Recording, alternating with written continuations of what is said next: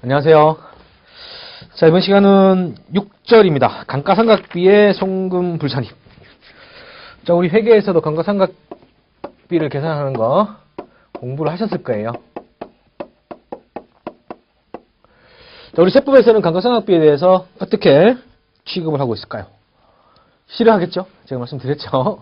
세법은 원래 돈이 나가는 거는 비용 처리하는 건 좋아하는데 돈도 안 나가고 비용 처리하는 거는 기본적으로 싫어합니다. 그럴 수밖에 없겠죠. 세금을 적게 낼 수밖에 없는 상황이 되기 때문에. 자, 그렇다고 해서 감가상각비를 완전히 인정하지 않기는 좀 그렇고요. 자, 우리 한마디로 말하면 우리 세법에서는 감가상각비에 대해서는 한도를 정해놓고 한도 내에서 감가상각비를 회사가 계산을 하면 그거는 인정. 한도 오바되면 오바되는 부분은 송금 불산입. 이렇게 소득처분은 유보겠지요. 예, 관련 자산 계정이니까, 그죠? 자산 계정을 깎아 나가는 게 감가상각비지 않습니까? 그거를 취소하는 거니까 예, 자산이 증가하게 되겠습니다. 그래서 유보로 소득처분이 되는 예, 그런 게 되겠어요. 자, 거기에 대해서 조금 더 이제 구체적으로 한번 살펴보시겠습니다. 자, 먼저 우리 교재를 보시게 되면 법인세법상 감가상각제도의 특징이라고 이제 나오는데, 자, 말씀드린 대로 제가 말씀드린 거예요, 그죠?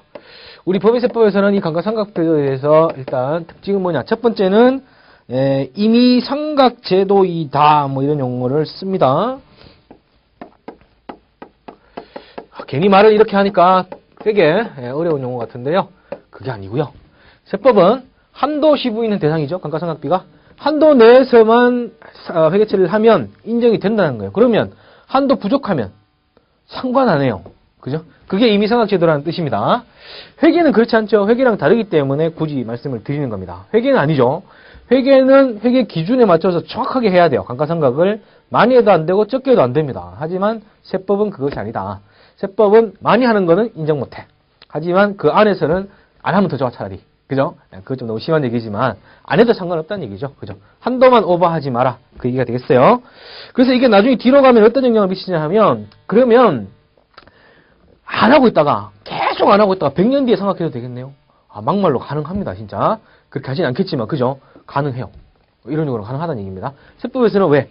한도만 오버하지 말라는 거기 때문에 뒤에 보면 이제 나옵니다만, 내용연수도, 회계는 내용연수가 5년이다 그러면 5년 내에 정확하게 다 상각이 끝나죠. 세법은 그런 거 아니에요.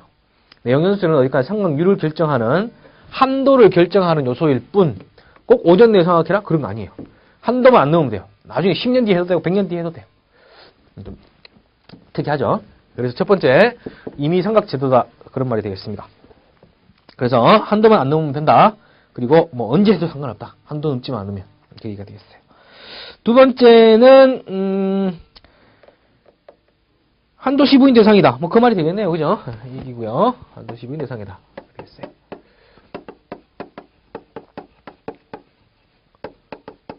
괜히 길게 이렇게 설명을 하고 있는데 한도 시부인 대상이다. 그런 얘기가 되겠습니다.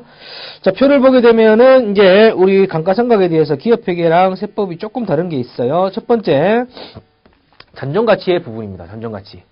자, 우리 회계에서는 잔존가치는 회사가 합리적으로 추정을 해서 결정하는 부분이죠. 예, 합리적으로 추정을 해서 결정하는 부분인데, 세법은 원칙적으로 잔존가치 빵 없어요. 없는 걸로 보겠다라고 하고 규정을 하고 있습니다. 이거는 기억해 두세요. 세법에서는 잔존가치가 0입니다. 0. 0이 되겠고요. 자, 그 다음에 두 번째, 내용연수. 역시 이것도 마찬가지죠. 회계에서는 합리적으로 추정을 해서 결정하게 되어 있는 것입니다만, 세법은 법이다 보니요. 이거는 뭐 합리적으로 추정해라 이런 규정을 줄 수가 없어요. 그죠? 어느 정도 결정을 해줘야 됩니다. 그래서 세법은 기준 내용연수라는 규정이 있어요. 그래서 자산 종류별로, 업종별로, 자산에 대해서는 기준 내용연수 몇 년, 그래서 플러스 마이너스 25% 이내에서 회사가 결정할 수 있습니다. 구체적인 건 뒤에서 보시겠습니다. 세 번째, 감가상각 방법입니다. 이것도 역시 마찬가지. 회계는 합리적인 방법이면 다 된다 해서 우리 보통 잘 안 쓰는 연수합계법이니 이런 특별한 방법도 있죠. 네, 그런 것도 있습니다. 세법에서는 이것도 역시 너무 많은 방법을 쓰게 되면 중구난방이요. 그죠? 안 되기 때문에 세 가지.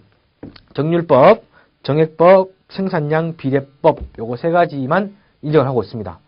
자산 종류별로 그 세 가지 중에서 선택 이렇게 할 수 있게 되어 있고요. 구체적인 거 역시 뒤에서 보시겠습니다. 그 다음에 감가상각 제도는 말씀드린 부분이에요. 회계는 회계 기준에 맞게 정확하게 하셔야 됩니다. 많이 해도 안 되고 적게 해도 안 됩니다. 세법은 많이 하는 거 안 돼. 적게 하는 거 상관없어요. 하지 마. 안 해도 돼. 그죠? 그 얘기가 되겠어요. 과대삼각 불허, 과소삼각은 허용입니다. 자, 일단 그래서 감가상각비, 우리 법인세법상 감가상각비 제도에 대해서 어떻게 취급이 되고 있는지 기본적인 특징 설명을 마쳤고요. 자, 이제 본격적으로 좀 구체적인 내용으로 들어가겠습니다. 자, 두 번째 감가상각 자산의 범위가 되겠습니다. 자, 이거는 뭐 크게 보실 건 없으십니다. 우리 일반적으로 회계랑 거의 비슷해요. 그죠? 회계랑 뭐 특별히 다른 내용은 없습니다. 다만 시험에는 뭐 안 나올 것 같은데요. 영업권이라는 게 우리 회계상의 영업권하고 법인세법상의 영업권은 좀 틀려요. 네. 우리 회계에서 영업권은 합병을 할 때 발생하는 거죠. 그죠? 합병을 할 때 상대 회사, 피합병 회사의 순자산 공정가치보다 더 많은 돈을 주고 사왔을 때 차변의 영업권으로 무형자산이 계산이 됩니다만 우리 세법에서는 그 영업권은 인정하지 않습니다. 실제로 어떤 특별한 권리, 우리 좀 소규모 개인사업자들한테 나오는 그거 뭐죠? 그 뭐라고 그러죠 그거?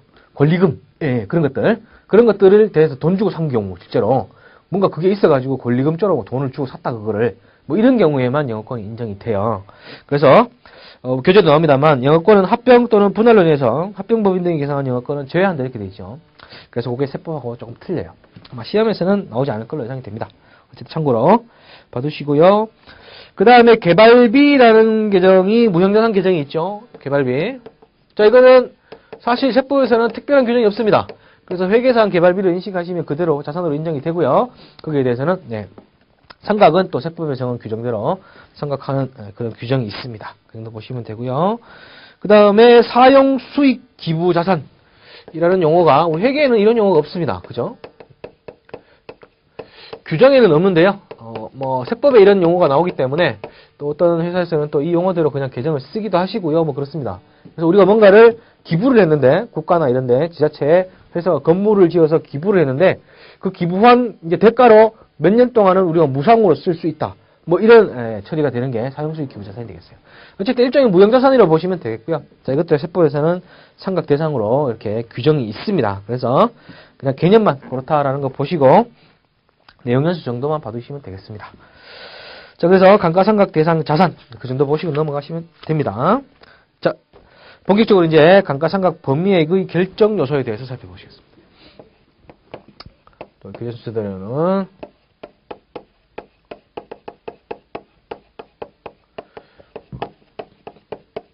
세법상의 감가상각을 얼마까지 할 수 있느냐 그 얘기가 되겠죠. 한도로 한마디로 하면 한도면 한도. 한도를 이제 계산을 해야 되는데 그걸 계산하기 위한 결정 요소가 되겠습니다. 자, 이거 회계하고 거의 비슷해요. 큰 차이는 없습니다. 어떻게 보면 회계를 한번 반복한다고 정리한다고 이렇게 생각하시면서 차이점만 인식하시면 되겠어요. 자, 먼저 우리 회계 시간에도 공부하셨습니다만 감가상각을 하려면 뭐가 결정이 돼야 됩니까? 취득원가, 그죠? 그리고 잔존가치가 결정이 돼야 되죠. 그리고 내용연수가 결정이 돼야 되고 그 다음에 감가상각 방법이 결정이 돼야 되죠. 네 가지가 결정돼야 되죠. 첫 번째 그래서 취득가액 문제가 되겠습니다. 이거 회계랑 똑같아요. 취득가액은 우리 모든 자산은 기본적으로 뭡니까? 매입금액에다가 뭘 더하셔야 되죠?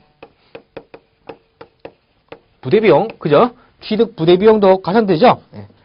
취득 부대비용이라고 보시면 되겠어요. 세법도 동일하게 생각하고 있습니다. 자, 이게 취득가액이 되는 거고요. 세법도 기본적인 개념은 동일해요. 자, 문구를 보시게 되면 취득 당시의 고정자산 가액과 법인이 고정자산을 취득하여 법인 고유 목적 사업에 직접 사용할 때까지의 재반 비용 이거죠. 고정자산 매입 금액하고 취득 부대 비용 합한 금액을 취득 원가로 본다라는 게 기본 원칙이 되겠어요. 그죠? 자, 거기에는 건설 자금 이자도 포함한다 이렇게 되어 있고요. 당연히 건설 자금 이자도 포함입니다.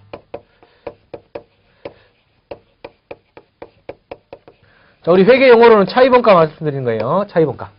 옛날에 우리 금융비용 자본화 얘기했던 자본화 금융비용 차이본가 지금 용어가 차이본가로 바뀌었죠.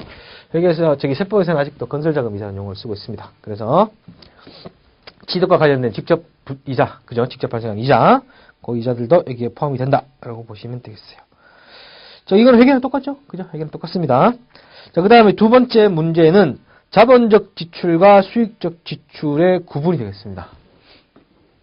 취득가액에서 두 번째 나오는 문제는 역시 자본적 지출과 수익적 지출은 구분을 합니다. 지금 이제 국제기 기준에서는 이런 단어는 쓰지는 않습니다만 개념은 그대로 있죠. 자, 우리 고정자산 이제 유형자산 이런 것들을 이제 쓰게 되면은 후속 지출이라고 해가지고 취득이 완전히 끝나서 사용하다가 지출이 발생할 수 있습니다. 그 지출에 대해서는 대변의 현금 또는 뭐 미지급금이겠죠. 뭔가 이렇게 지출이 일어났는데 그걸 갖다가 뭘로 처리할 것이냐. 이게 수익적 지출이라면 차변의 수선비라는 계정으로 또는 뭐 다른 계정일 수도 있겠습니다만 비용 처리를 할 수가 있고요. 그죠? 대부분 이렇게 되겠습니다만 이게 이 지출이 일어났더니 그 자산의 내용 요소가 확 늘어나더라. 자산의 가치가 확 뛰어버리더라. 또는 뭐 생산 장비인데 생산 능률이 확 뛰어버리더라. 이러면 실제로 자산의 가치를 증가시키는 걸로 봐서 수선비를 뜨는 게 아니라 뭘로 처리하셔야 되죠? 해당 자산으로 처리를 하셔야 됩니다. 그죠? 건물이라면 건물. 기계장치를 위해서 수선이 일어났으면 기계장치 이렇게 하셔야 된다. 그 말이죠. 세법도 똑같아요. 그죠? 자본적 지출은 취득원가의 가산이 되어야 됩니다. 그죠? 비용 처리하시면 안 된다는 얘기가 되겠죠. 자본적 지출도 취득가액에 포함시키셔야 된다. 회계랑 동일합니다. 근데 우리 세법에서는 조금 더 이 자본적 지출이라는 거에 대해서 또는 수익적 지출이라는 거에 대해서 사례까지 이렇게 들고 있습니다. 그죠? 통치기나 이런 데 나와 있는 거지만요. 좀 예를 들자면 엘리베이터를 설치한다든가, 그죠? 건물이 이제 엘리베이터가 없는 건물이었는데 엘리베이터를 설치한다. 또는 건물의 증설 또는 뭡니까? 중앙 냉난방장치가 없는 건물이었는데 그거를 단다. 그냥 에어컨 사는 거 말고 중앙에서 통제하는 거 있죠. 중앙 냉난방장치 산다든가. 자, 이런 것들은 우리 자본적 지출이다 이렇게 예시를 해놓고 있어요. 그래서 우리 교재에도 그런 게 나와 있죠. 반면 자동차 타이어를 교체한다든가 또는 건물에 깨진 유리창을 교체한다든가 또는 건물 외벽을 새로 색칠한다든가 이 정도는 이제 수익적 지출이다 해서 비용 처리할 수 있다 이렇게 규정이 있습니다. 예, 이제 참고로 그냥 알아두시고요. 그래서 이제 여기서 말씀드린 거는 뭡니까? 자본적 지출은 취득가액으로 처리를 하셔야 됩니다. 비용 처리하시면 안 되고요. 그죠? 자, 거기에 대해서 조금만 더 말씀을 드릴게요. 자, 자본적 지출은 취득가액으로 처리를 해야 된다라고 말씀을 드렸는데 규정이요. 이건 좀 중요합니다. 즉시상각의제라는 이런 내용이 있습니다. 이건 뭐냐? 자, 우리 회계도 마찬가지고요. 그죠? 법인세법도 마찬가지 내용입니다만, 그러면 이걸 갖다가 매입가액 취득 부대도 마찬가지예요. 취득 부대 비용이라든가, 아니면 이런 자본적 지출이 일어나면 취득가액으로 넣어서 자산 처리를 해서 나중에 감가상각을 해라. 이렇게 돼 있는데, 이걸 갖다가 바로 비용 처리를 하면 그럼 어떻게 되나요? 그게 되겠어요. 그죠? 그럼 바로 비용 처리를 해버려? 예를 들면 토지를 이제 사오는데 취득세 나오죠? 자본적 취득 부대 비용이에요. 그건 자산 처리하셔야 돼요. 차변에 토지로 처리하셔야 됩니다. 그죠? 토지로 처리를 해야 되는데 이걸 갖다가 회계 처리를 잘못한 기요. 차변에 세금과 공과라는 비용으로 떨어버렸네. 대변의 현금, 취득세 나온 거에 대해서. 원래 이 토지가 들어가야 되는데, 그죠? 세금과 공과라는 비용으로 떨어버렸네. 어떻게 됩니까? 송금불상입이죠, 당연히. 그죠? 세무조사 나와서 적발됐어요. 이거 비용 처리하시면 안 되는데 그 토지 아직까지 그대로 남아있는데 왜 비용 처리하셨어요? 토지를 잡아놔야 되는데 송금불산입이. 그죠? 송금불산입 토지 유보 소득세금 들어가야 됩니다. 자산이 튀어나와야 되니까. 그죠? 자산이 과속해상된 거죠. 네, 유보로. 자, 이런 식으로 비용 처리를 했으면 원래 자산 처리를 했는데 비용 처리를 했으면 송금불산입이 되겠죠. 그렇게 해서 이렇게 바로 토지 자산 증가시키면서 유보로 이렇게 세무 조정이 일어나게 됩니다. 근데 자, 이거는 토지니까 그런 거예요. 토지는 감가상각을 안 하는 자산이죠. 그런 경우에는 바로 송금불산이 됩니다. 이렇게 유보로. 근데 이거는 감가상각을 안 하는 자산인 경우에 이렇게 되고요. 이 자산이 감가상각 자산이면 건물이다 예를 들면 그러면 우리 세법에서 바로 송금불산이 하는 게 아니고요. 조금 유도리를 주고 있어요. 감가상각 자산인데 이걸 갖다가 자산으로 잡아야 되는데 비용 처리했었어요? 아, 그러면 이거는 세법에서 뭘로 보냐 하면 자산은 잡았다가 감가상각을 한 걸로 봅니다. 에이? 뭔 소리예요? 이게 이제 즉시상각이지. 그죠? 자산 잡아야 되는데 비용 처리하셨네요. 아, 그러면 이거는 자산 잡았다가 감가상각 한 걸로 보겠습니다. 그럼 어떻게 돼요? 그것까지